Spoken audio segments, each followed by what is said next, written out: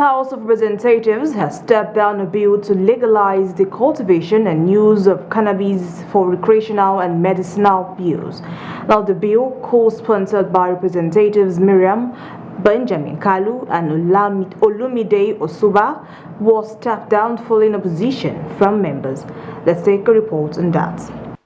The bill proposes to give the National Drug Law Enforcement Agency the power to regulate the growth and consumption of cannabis.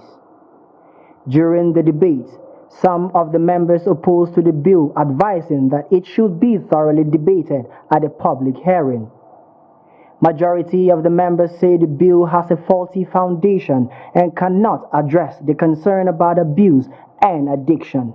Most Nigerians are in need of this product and they are going overseas to receive it. And we are living in denial because we go outside and we import it in medicinal form to treat cancer in Germany, in Australia, in the United States and other parts of the world. To talk about giving authority to an agency that have said that cannabis was banned and cannabis, Nigerians should be examined, political office holder should be examined on issues of cannabis.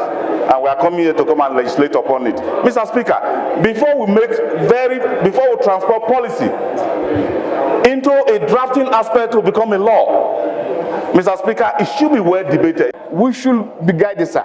I want to appeal to my colleagues and my brother who is sponsoring this bill that it is not a time for it in Nigeria. However, following the opposition from members, the bill was, however, stepped down for further legislative action. Even over the counter, over the shelf, you could get products from CBD oil for beauty care, for medicinal uses, for cancer, seizures, and pain, and all of those. What has become the underlying factor now is the abuse. But I'd like to also bring it to the fore that the trait of the SIP cannabis we are talking about is the non-psychoactive. It's not the tetrahydrocannabinoid, which is psychoactive. What many were argued about, including DS and others. I was going by yesterday's bill, which was just talking about licensing for medicinal purpose only. But this one talks about decriminalization and a legal framework for the growth and the sale of cannabis. So you have introduced poison chalice. You have introduced poison into the bill of yesterday. The Parliament is of the opinion that more jobs should be done on the bill and be represented sometime in the future with a better package and understanding.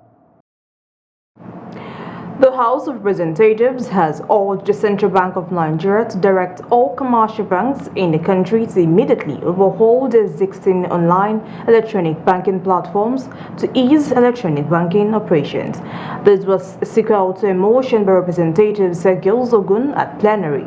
Ogun stated that there has been an increase in the use of online and electronic banking service across the country in the wake of the recent Naira redesign and cash withdrawal limit policy of the Central Bank of Nigeria.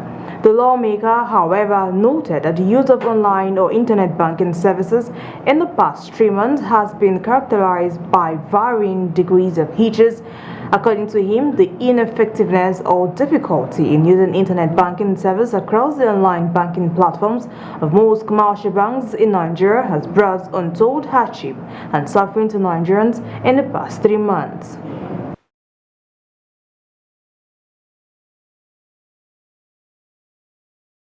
The House also acknowledges that the use of online or internet banking services by Nigerians in the past 3 months or thereabout has been characterized by varying degrees of hitches ranging from unsuccessful electronic bank transfers, point of sale (POS), service failure, and a host of others.